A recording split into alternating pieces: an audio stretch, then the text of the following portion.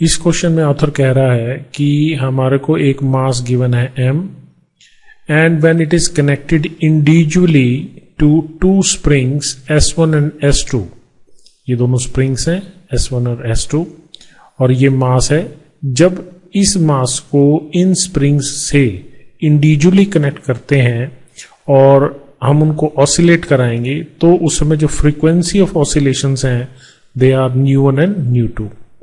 फिर कह रहा है कि अगर उसी मास को if the same mass is attached to the two springs, अब इस तरह से कनेक्ट कर दिया, मतलब पहले हमने एक स्प्रिंग को लिया, फिर इसको हटाया, इसको लिया और फिर फाइनली ये सिचुएशन बना दी। क्लियर? तो फिर कह रहा है कि इस सिचुएशन में जब आपने दोनों स्प्रिंग्स लगा रखे हैं उस समय फ्रीक्वेंसी ऑफ ऑसिलेशन जो है वो इन फ्रीक्वेंसीज के साथ कैसे रिलेटेड होगी, इसके बारे में हमसे यहां पे पूछ रहा है।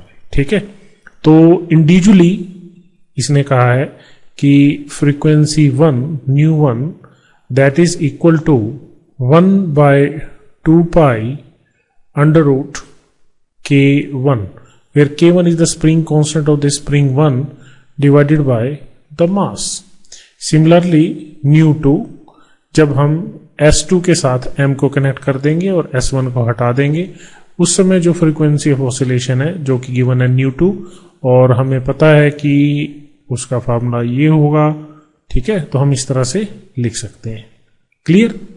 अब वो कह रहा है कि अब इन दोनों स्प्रिंग्स को लगा दिया, तो आपको थ्योरी के अंदर ये पढ़ाया है या आपने पढ़ा होगा कि इस तरह की जो स्प्रिंग अरेंजमेंट है इसमें हम स्प्रिंग्स को क्या मानते हैं, पैरेलल में मानते हैं।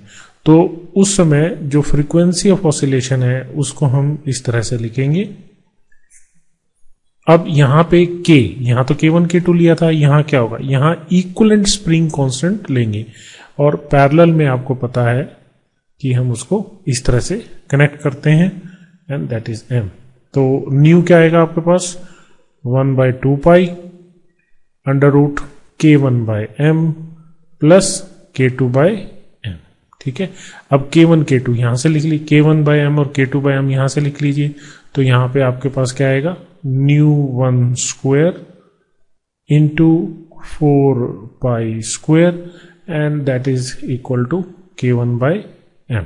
सिमिलरली K2/M आपके पास क्या आएगा ν2 square 4 pi square and that is equal to K2/M। तो ये वैल्यू सब्स्टिट्यूट करते हैं यहाँ पे, तो हमारे पास आएगा ν1/2 pi K1/M that is ν1 square 4 pi square plus ν2 square 4 pi square. ठीक है, 4 पाई स्क्वायर कॉमन होके बाहर आएगा तो बाहर बनेगा 2 पाई, 2 पाई से 2 पाई कटेगा तो फाइनली हमारे पास आएगा nu that is equal to under the root ν1 square plus ν2 square.